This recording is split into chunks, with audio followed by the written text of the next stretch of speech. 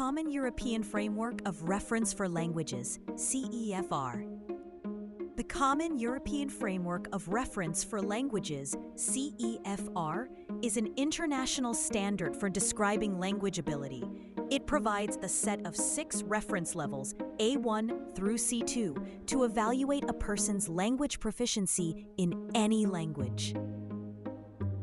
The CEFR was developed to create a common scale that makes it easier for educators and employers to compare language qualifications and skills across different countries and educational systems. In simple terms, CEFR tells us what a language learner can do at each stage of learning, from basic phrases at beginner level to near native mastery at the highest level. When and why was the CEFR created?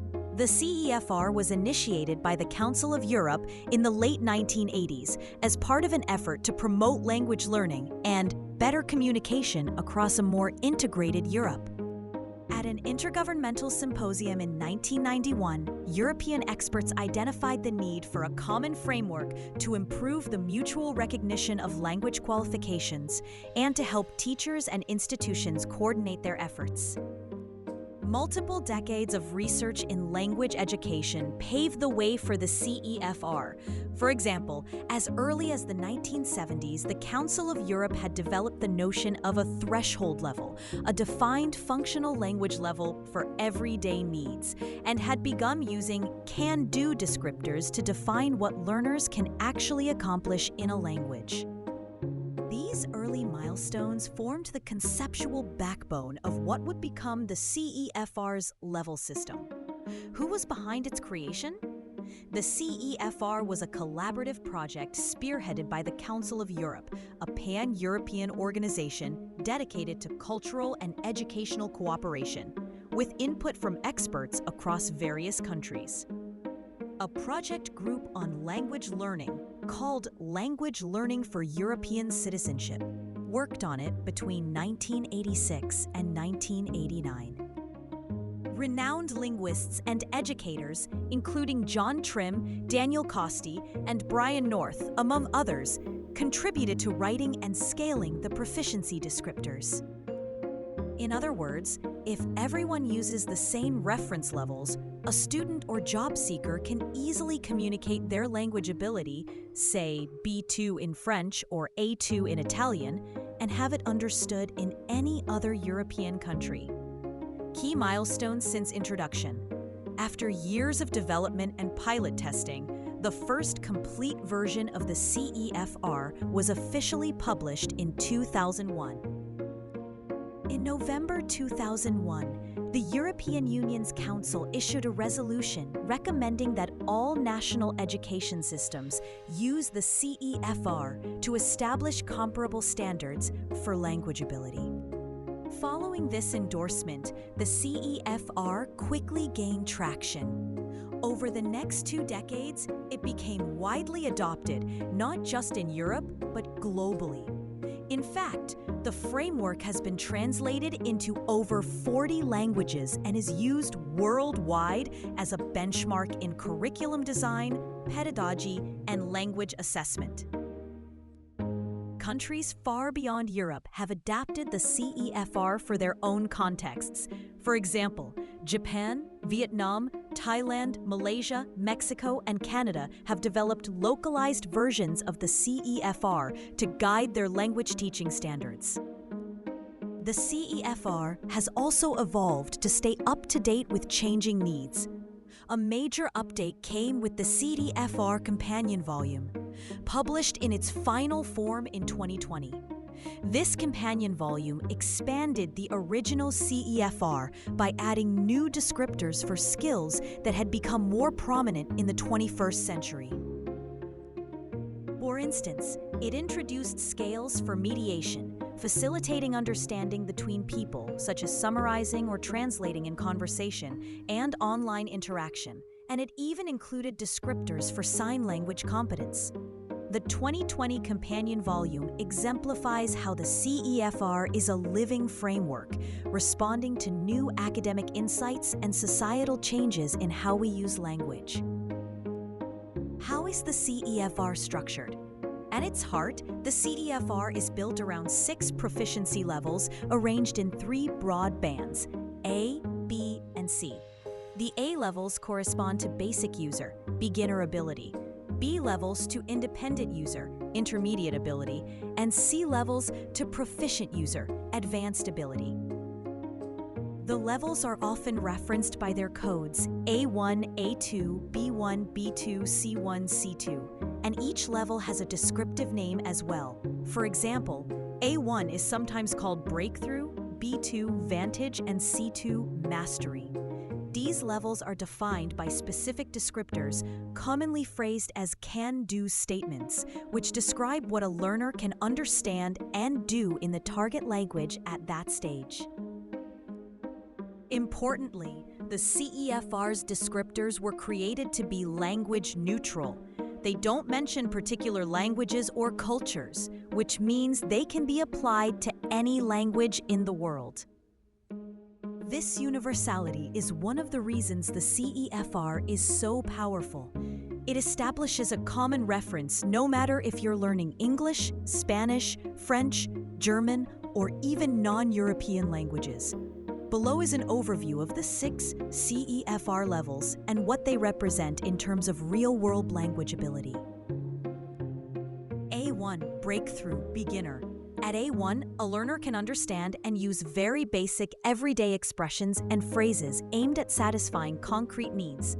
A2, Waystage, Elementary.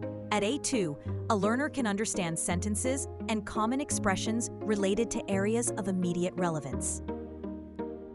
For example, very basic personal and family information, shopping, local geography, or employment. They can communicate in simple and routine tasks, requiring a direct exchange of information on familiar and routine matters. A2 users can also describe in simple terms aspects of their background, immediate environment, and matters of immediate need. B1, Threshold, Intermediate. At B1, the learner can understand the main points of clear, standard input and familiar matters regularly encountered in work, school, leisure, etc. They can deal with most situations likely to arise while traveling in an area where the language is spoken. B1 users can produce simple, connected text on topics which are familiar or of personal interest, and can describe experiences and events, dreams, hopes, and ambitions, and briefly give reasons or explanations for opinions and plans. B2 Vantage, Upper Intermediate.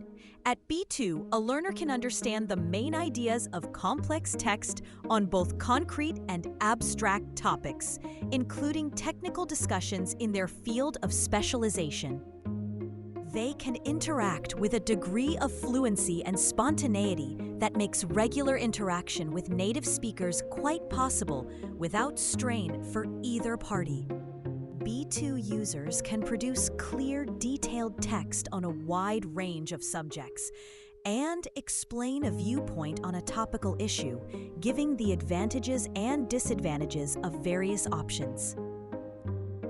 In many contexts, B2 is considered the level where someone becomes comfortable working or studying in the language independently. C1, Effective Operational Proficiency, Advanced. At C1, the learner can understand a wide range of demanding, longer texts and recognize implicit meanings and subtleties. C1 users can use language flexibly and effectively for social, academic, and professional purposes, and can produce clear, well-structured, detailed texts on complex subjects, showing good command of organizational patterns and cohesive devices, like connectors. C2, Mastery, Proficient. C2 is the highest level, indicating near full mastery of the language. A learner at C2 can understand with ease virtually everything heard or read. They can summarize information from different spoken and written sources, reconstructing arguments and accounts in a coherent presentation. At this level, someone can express themselves spontaneously, very fluently, and precisely, even in the most complex situations, and can differentiate finer shades of meaning in nuanced discussions. In essence, C2 reflects a proficiency akin to an educated native speaker in most formal and informal contexts. Each level's descriptors cover multiple skills: listening, speaking, reading, writing, and communicative tasks. For example, at B2, a person might be expected to follow a university lecture in the language, debate a familiar topic with a native speaker, or write a clear report. Whereas at A1, the tasks are much simpler, like understanding basic phrases or filling out a very simple form. The CEFR's can-do approach emphasizes practical abilities over abstract knowledge. Rather than saying knows the past tense or understands subjunctive mood, the CEFR descriptions focus on real-life communicative capacity. For example, can make introductions, can give simple directions, can argue a point persuasively. This makes the framework learner-centric and action-oriented. It's about what you can actually do with the language at each stage. Another important aspect is that the levels are cumulative. Each level implies control over the competencies of lower levels. So a B2 user can generally do what a B1 user can, with more complexity and ease, and so on. The CEFR levels have become a de facto standard for course design, textbook sequencing, and defining proficiency goals in language education worldwide. Use in teaching and curriculum design. The CEFR has had a profound impact on language teaching practices. It provides a transparent, coherent, and comprehensive basis for developing language syllabuses, curriculum guidelines, learning materials, and teaching programs. Educators use CEFR levels to structure courses in a logical progression. For instance, a school might offer A2 Elementary French, followed by B1 Intermediate French, ensuring that each course builds on the previous one and aligns with a clear set of outcomes. Textbooks and learning resources in many languages are now labeled with CEFR levels, helping learners and teachers choose appropriate materials for a given proficiency band. A key feature of the ELP is a self-assessment grid, essentially a simplified chart of CEFR descriptors that learners can use to check off what they believe they can do. For example, I can introduce myself and use basic greetings, might be an A1 speaking descriptor. This kind of equivalence helps institutions set requirements and helps learners understand where they stand. Using a common reference like this has practical benefits. Educational institutions and employers can state a required CEFR level, and applicants can meet it with any number of different qualifications. For example, a university program might announce that incoming students need English at B2 level to follow the courses. An applicant could prove this by submitting a Cambridge B2 First Certificate, an IELTS score in the B2 range, or another equivalent exam result. Thanks to the CEFR, all these different exam scores and certificates can be cross-referenced on the same scale. This significantly simplifies the validation of language ability. In Europe, it's now common to see job postings or university admissions criteria that explicitly mention CEFR levels. For example, German B1 required or English C1 or above recommended. In fact, higher education institutions worldwide have embraced CEFR for setting entry or exit requirements.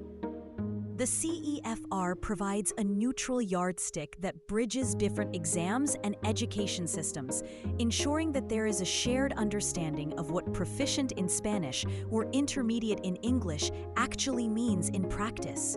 Global adoption and impact. While the CEFR originated in Europe, its influence has spread globally, making it a kind of gold standard for language proficiency. Language education programs in Asia, the Middle East, and the Americas have increasingly referenced CEFR levels in their standards.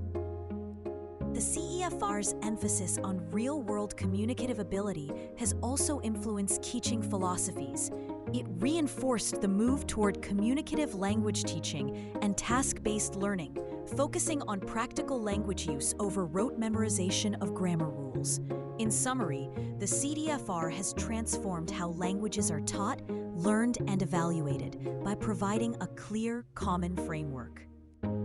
The CEFR's development is an example of international cooperation in education, and its continued updates, like the companion volume, show a commitment to keeping language standards relevant. For a general audience or a language learner, knowing about the CEFR is useful because it provides a roadmap of what progress in a language looks like, and it can guide learners in setting goals. I'm A2 now. I aim to reach B1 by the end of the year, and recognizing their own achievements on the journey to fluency.